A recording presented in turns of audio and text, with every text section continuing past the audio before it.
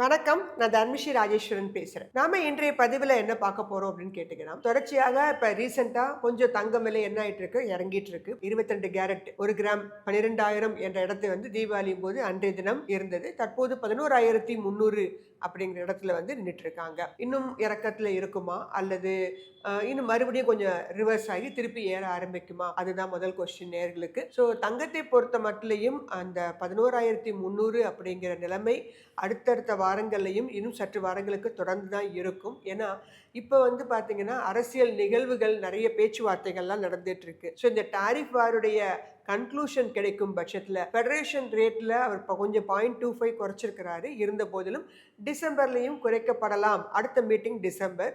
So அந்த மீட்டிங்லையும் குறைக்கப்படலாம் அப்படிங்கிற ஒரு தகவல் இருக்குது. ஸோ அதனால் தங்கம் அப்படிங்கிறது ஒரு ஆல் டைம் எவர் டைம் பீக்கு 10,000 கிட்ட வரும்போதே கொஞ்சம் இறங்கும்னு எதிர்பார்த்தோம். அப்போது இறங்கலை. 12,000 தான் சற்று இறக்கத்தை கொடுக்க ஆரம்பிச்சிருக்கு. ஸோ அடுத்தபடியாக பார்த்தீங்கன்னா அடுத்து அதோடைய சப்போர்ட் லெவல் 11,000. ஸோ 11,000 பிரேக் பண்ணாதான் இன்னும் ஸ்ட்ராங்காக இறங்கும். 11,000 பிரேக் பண்ணலை அப்படின்னா இந்த இடத்துலயே கொஞ்ச நாள் கன்சால்டேட் ஆகிட்டு இருக்கும். அப்புறமா இயர் அப்புறமாகத்தான் மறுபடியும் ஒரு ஒரு ராலியை திருப்பி ஆரம்பிக்கும். ரொம்ப வேகமாக தங்கம் ஏறி வந்திருக்கு. அதனால இந்த இடத்துல இனிமே அடுத்த பேஸ் பார்த்தீங்கன்னா கன்சால்டேஷன் பேஸ். ஸோ அந்த இடத்துல நடந்துட்டு இருக்கும். அல்லது கொஞ்சம் ஒரு டவுன் ட்ரெண்ட்னு பார்த்தீங்கன்னா ஒரு 11,000 கூட வருவதற்கான வாய்ப்புகள் உண்டு. வெள்ளியை பொறுத்த மட்டும் பெரிய லெவல்ல அது இண்டஸ்ட்ரியிலையும் பயன்படுத்திட்டு வராங்க. நம்ம ஆபரணமாகவும் பயன்படுத்திட்டு வரோம். வெள்ளியை பொறுத்த மட்டும் பெரிய இறக்கம் இருக்காது. அடுத்தபடியாக வெள்ளிக்கும் பார்த்தீங்கன்னா ஏப்ரல் மாதம் 2026 அதுலேயும் ஜுவல்ஸுகள்லாம் ஆபரணங்களுக்கு உங்களுக்கு லோன் கொடுக்க போறதாக தகவல் வந்துட்டு இருக்கு. அதனால ஒரு 10 லட்சம் ரூபாய் வரைக்கும் லோன்லாம் அதுல கிடைப்பதற்கு வாய்ப்புகள் உண்டு. அதனால வெள்ளியை இண்டஸ்ட்ரியல் எலக்ட்ரிக் வெஹிக்கிள்ஸ்லையும் அதிகமான அளவுக்கு யூஸ் பண்ணப்படுது. அதனால வெள்ளி நீண்டகால அடிப்படையில் ஒரு பெரிய இறக்கத்தை சந்திக்காது. ஸோ இடிஎஃப்ல தாராளமாக வாங்கி வைக்கலாம். இதுதான் தங்கம் வெள்ளியை பற்றி ஒரு சின்ன தகவல். அடுத்ததாக நம்ம ஷேர் மார்க்கெட்டுக்கு வருவோம். ஷேர் மார்க்கெட்டு ஒரு ஆல் டைம் ஹையை நோக்கி வந்து திரும்பிட்டே இருக்குது. 26,100 அப்படிங்கிற இடத்துல போன மாதம் வந்திருந்தது. அது போன மாதமே ஆல் டைம் பீக் அந்த 26,300 கட் பண்ணணும்னு எதிர்பார்த்தோம். கட் பண்ணலை.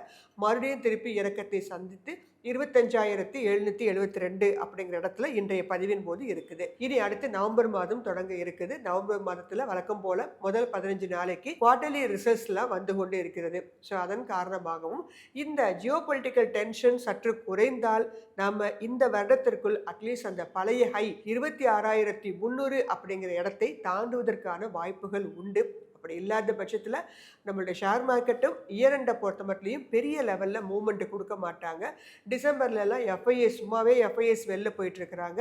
டிசம்பர் மாதம் எஃப்ஐஎஸ் முழுவதுமாக வெளியேறுவாங்க. ஸோ அதன் காரணமாக ஒரு பெரிய லெவலில் ஏற்றத்தை நம்ம டிசம்பர் மாதம்லாம் எதிர்பார்க்க முடியாது. இந்த நவம்பர் மாதத்துக்குள்ள ஒரு முறை உங்களுக்கு பழைய ஆல் டைம் ஹையை கட் பண்ணும் அப்படின்னு எதிர்பார்க்குறோம். இந்த ஜியோபொலிட்டிக்கல் டென்ஷன் மற்றும் நல்ல ஒரு குட் நியூஸ் வந்தது அப்படின்னா நம்மளுடைய நிப்டி முந்தின ஆல் டைம் ஹையான 26,300 அப்படிங்கிற இடத்த பிரேக் பண்ணும். அப்படி இல்லாத பட்சத்தில் 25,200 25,000 வரைக்கும் உங்களுக்கு கீழே வருவதற்கான வாய்ப்புகளும் உண்டு. நாம இன்றைய பதிவில் என்ன பார்க்க போறோம் அப்படின்னா இந்த ஃபாரின் இன்ஸ்டிடியூஷனல் இன்வெஸ்டர்ஸ் அப்படின்னு சொல்லுவோம். இப்போ ஷேர் மார்க்கெட்டில் அதிகமாக ரேட்டு இறங்கிட்டு இருக்கு, நிஃப்டி இறங்கிட்டு இருக்குன்னா என்ன சொல்லுவாங்க? ஃபாரின் இன்ஸ்டிடியூஷனல் இன்வெஸ்டருடைய செல்லிங் ப்ரெஷர் அதிகமாக இருக்குது. ஷேர் மார்க்கெட்டில் பப்ளிக் நாம மட்டும் ஷேர்ஸ் வாங்கல, நம்ம வாங்கக்கூடிய அளவு ரொம்ப சிறிதான அளவு. இதுல எஃப்ஐஎஸ்ன்னு சொல்லக்கூடிய foreign institutional investors, domestic institutional investors, promoters, இப்படி பல பேருடைய பங்களிப்பு அதில் இருக்குது. இதில் டொமஸ்டிக் இன்ஸ்டிடியூஷனல் இன்வெஸ்டர்ஸ் கடந்த 5 வருடங்களாக கோலோச்சி வர்றாங்க. இப்போ ஃபாரின் இன்ஸ்டிடியூஷனல் இன்வெஸ்டர்ஸ்லாம் 2020க்கு முன்னாடி வரைக்கும் அதிகமான அளவுக்கு ஒரு தாக்கத்தை உண்டு பண்ணது. தற்போது அந்த அளவு தாக்கம் இல்லை. அப்படி என்றாலும் கூட எஃப்ஐஎஸ் ஓரளவு வாங்க ஆரம்பிச்சாங்கன்னா நம்ம இன்னும் கொஞ்சம் ஸ்ட்ராங்காக நம்மளுடைய மார்க்கெட்டு ஒரு அப் ட்ரெண்டை நோக்கி மூவ் ஆகும். அப்படி இந்த எஃப்ஐஎஸ் கன்சிஸ்டண்ட்டாக இந்த சில கம்பெனி ஷேர்ஸை வாங்கிட்டு வர்றாங்க. அந்த கம்பெனி ஷேர்ஸ் எல்லாம் உங்களுடைய போர்ட்ஃபோலியோவில் இருக்குதா அப்படின்னு நீங்கள் வந்து செக் பண்ணி பாருங்கள். இது என்னுடைய தனிப்பட்ட கருத்து.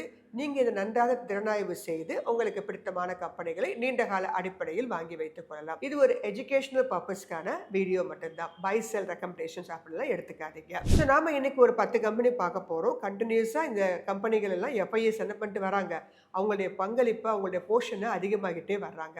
இதில் ஃபஸ்ட்டு வருது பார்த்தீங்கன்னா, லேட்டஸ்ட்டாக வந்து ஐபிஓவில் உள்ள வந்த விஷால் மெகா மார்ட் அப்படிங்கிற கம்பெனி. உங்களுடைய கரண்ட் மார்க்கெட் பிரைஸ் 145 அப்படிங்கிற இடத்துல ட்ரேட் ஆயிட்டு இருக்கு. மார்க்கெட் கேப் 67,893 கோடி. ப்ராஃபிட் ஆஃப்டர் டாக்ஸாக 472 கோடி வச்சிருக்காங்க. ரிட்டர்ன் ஆன் ஈக்விட்டி 7 அப்படிங்கிற இடத்துல ட்ரேட் ஆயிட்டு இருக்கு. இந்த கம்பெனி ஒரு ஜீரோ டெப்ட் கம்பெனி. ஸோ இந்த கம்பெனில அவங்களுடைய போர்ஷன் கொஞ்சம் கொஞ்சமாக அதிகரித்து கொண்டே வர்றாங்க. நீண்ட கால அடுப்பில் வாங்குறவங்க, கொஞ்சம் கம்மி ரேட்ல தேடுறவங்க இந்த கம்பெனி பத்தி நீங்க பார்க்கலாம். இன்னும் ஃபர்தர் டீடைல்ஸ் வேணும் அப்படின்னா நீங்க NSC India website, money control, scanner இந்த மாதிரி வெப்சைட்லாம் போனீங்கன்னா இன்னும் இதர பதர ஃபினான்ஷியல் ஃபில்டர்ஸை நீங்கள் தாராளமாக பார்க்கலாம். இரண்டாவதாக Sarda energy. Current market price 528 என்ற இடத்துல ட்ரேட் ஆயிட்டு இருக்கு. மார்க்கெட் கேப் 18,618 கோடி. ப்ராஃபிட் ஆஃப்டர் டாக்ஸாக 681 கோடியும், ரிட்டர்ன் ஆன் ஈக்விட்டி 11 என்ற இடத்துல ட்ரேட் ஆயிட்டு இருக்கு. இந்த கம்பெனியோட டெட் 0.45. மூன்றாவது மெட் பிளஸ் ஹெல்த் சர்வீசஸ். இந்த கம்பெனியோட current market price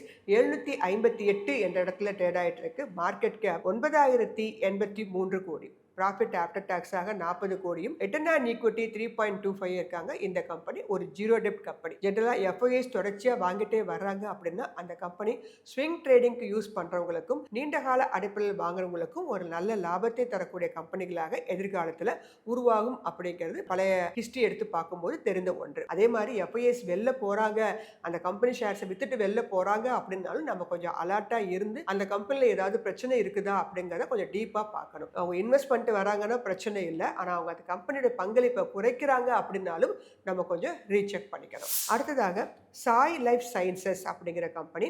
current market price 919 அப்படிங்கிற இடத்துல ட்ரேட் ஆயிட்டு இருக்கு. இந்த கம்பெனி ஒரு ஐபிஓ கம்பெனி, இப்பதான் லேட்டஸ்டா வந்தாங்க. மார்க்கெட் கேப் 19,291 கோடி. ப்ராஃபிட் ஆஃப்டர் டாக்ஸாக 173 கோடியும், ரிட்டர்ன் ஆன் ஈக்விட்டி 8 என்ற இடத்துல ட்ரேட் ஆயிட்டு இருக்கு. டெட் 0.06. ஜென்ரலாக ஐபிஓஎஸ் கம்பெனிஸ் வந்த பிறகு ஒரு 3 மாதத்துக்கு அவங்க லாக்இன் பீரியட்ல முடிஞ்ச பிறகு இந்த ஃபாரின் இன்ஸ்டிடியூஷனல் இன்வெஸ்டர்ஸ்லாம் இன்வெஸ்ட் பண்ண ஆரம்பிப்பாங்க. அப்போதான் அந்த கம்பெனி ஷேர் விலையும் அதிகமாகும் அப்படிங்கிறது ஒரு சின்ன தகவல். ஐந்தாவது ஜோதி சிஎன்சி ஆட்டோமேஷன்.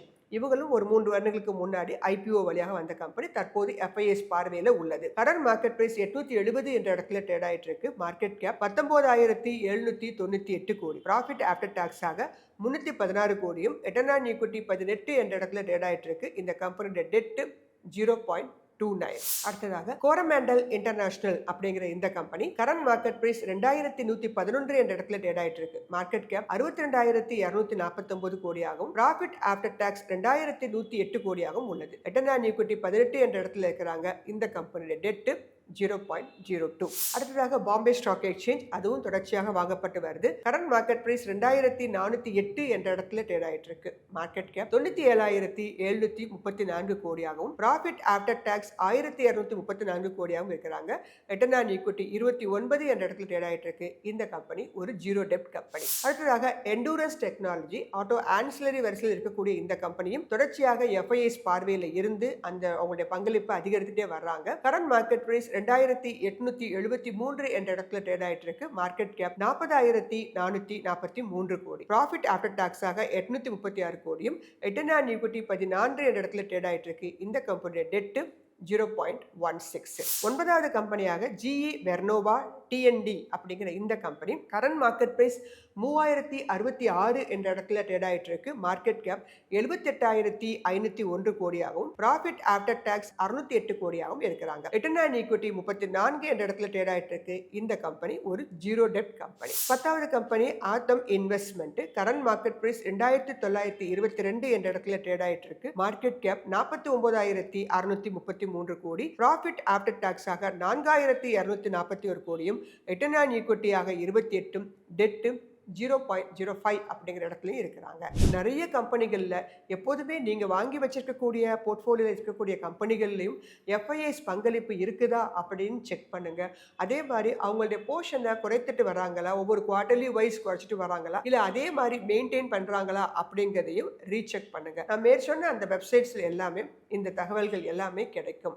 அது அல்லாது ஒவ்வொரு மாதத்திலையும் எந்த மாதிரி கம்பெனி ஷேர்ஸை அவங்க வந்து வாங்கிட்டு வர்றாங்க அப்படிங்கிறதையும், அந்த புதுசாக வர்ற கம்பெனிகளில் ஐபிஓ கம்பெனிகளில் அவங்களுடைய போர்ஷன் எவ்வளவு இருக்குது அப்படிங்கிறதையும் நம்ம செக் பண்ணுறது மூலமாக நம்ம இந்த கம்பெனிகளை நீண்ட கால அடிப்படையில் வைத்துக் கொள்வதற்கும் ஒரு ஸ்விங் ட்ரேடிங் பண்ணுவதற்கும் வசதியாக இருக்கும். ஏன்னா எஃப்ஐஎஸ் நம்மளை விட அதிகமான அளவுக்கு ரிசர்ச் பண்ணி தான் அந்த கம்பெனிகளில் இன்வெஸ்ட் பண்ணுவாங்க. அப்போ அவங்களுடைய போர்ஷன் இருக்கும்போது நம்மளும் நம்மளுடைய ஷேர்ஸை வந்து நம்பிக்கையோட தைரியமாக நீண்ட கால அடிப்படையில் வைத்துக் கொள்ளலாம். ஒருவேளை அவங்களுடைய போர்ஷனை வந்து அவங்க கட் பண்ணிட்டு வெளில போகிறாங்கன்னா நமக்கு தெரியாத ஏதோ ஒரு தகவல் அவங்களுக்கு தெரிஞ்சிருக்கு, அதனால தான் அவங்களுடைய போர்ஷனை குறைக்கிறாங்க. அப்படிங்கும்போது நாமளும் அதை பார்த்து தெரிந்து கொண்டு அந்த கம்பெனிகளை விட்டு வெளில வந்துடலாம். அதனால்தான் எஃப்ஐஎஸ் உடைய பங்களிப்பு அப்படிங்கிறது ஒரு மிகப்பெரிய ஒரு போர்ஷனாக பார்க்கப்படுது. ஓவரால் இவங்க எவ்வளவு இன்வெஸ்ட் பண்ணியிருக்கிறாங்க, இல்லை எவ்வளவு வந்து செல் பண்ணியிருக்கிறாங்க, கேஷ் செக்மெண்ட்ல எவ்வளவு பண்ணியிருக்காங்க, இந்த மாதிரி விஷயங்கள் எல்லாமே உங்களுக்கு வெப்சைட்ஸில் அன்றைக்கு ஈவினிங், ஒவ்வொரு நாள் ஈவினிங்கும் 6:30 அன்னைக்கு கொடுத்துருவாங்க. இப்போ ஓவராலாக எஃப்ஐஎஸ் வந்து அன்னைக்கு அந்த ஷேர்ஸ் எல்லாத்தையும், எல்லா கம்பெனி ஷேர்ஸ் ஏதோ பல கம்பெனிகள் வித்திருக்காங்க அப்படின்னா அப்போ வந்து மார்க்கெட் வந்து டவுன் ட்ரெண்ட்ல இருக்கும். ஒருவேளை வாங்க ஆரம்பிச்சாங்க அப்படின்னா நம்மளுடைய மார்க்கெட் இன்னும் ஸ்ட்ராங்கா ஏறும். இதுக்கு மாற்றாக டொமஸ்டிக் இன்ஸ்டிடியூஷனல் இன்வெஸ்டரும் பதிலடி கொடுத்துட்டே இருக்கிறாங்க. அவங்க அந்த அளவு 3000 கோடி வித்தாங்கன்னா இவங்க 4000 கோடி வாங்குறாங்க. இப்படி இருக்கிறதுனால தான் நம்மளுடைய மார்க்கெட் பெரும்பாலும் இறங்கல. இப்ப 2 பேருமே வாங்க ஆரம்பிச்சாலோ இல்ல 2 பேருமே விற்க ஆரம்பிச்சோதான் தாக்கம் என்பது அதிகமாக இருக்கும். ஸோ ஓவரால் பெர்ஃபார்மன்ஸை நீங்க பார்க்கும்போதும் எஃப்ஐஎஸ் டிஏஎஸ் பங்களிப்பு என்பது ஷேர் மார்க்கெட்டுக்கு ரொம்ப முக்கியமானது. தனிப்பட்ட முறையில் நம்ம இன்வெஸ்ட்மெண்ட் என்று வரும்போதும் நாம வாங்கி வச்சிருக்கக்கூடிய கம்பெனிகளில் எஃப்ஐஎஸ் எவ்வளோ இருக்கிறாங்க, அவங்களுடைய பர்சன்டேஜ் எவ்வளவு, அவங்களுடைய போர்ஷனை குறைக்கிறாங்களா இல்லை அதிகப்படுத்துகிறாங்களா, புதுசாக வர்ற கம்பெனிகளில் வாங்குறாங்களா, இந்த மாதிரி தகவல்கள் எல்லாம் தெரிந்து வைத்து கொண்டோமானால் நீண்ட கால அடிப்படையில் ஷேர்ஸ் வாங்கும்போது அது உங்களுக்கு லாபகரமாக இருக்கும் என்று கூறி இந்த பதிவினை நிறைவு செய்கிறேன். நன்றி, வணக்கம்.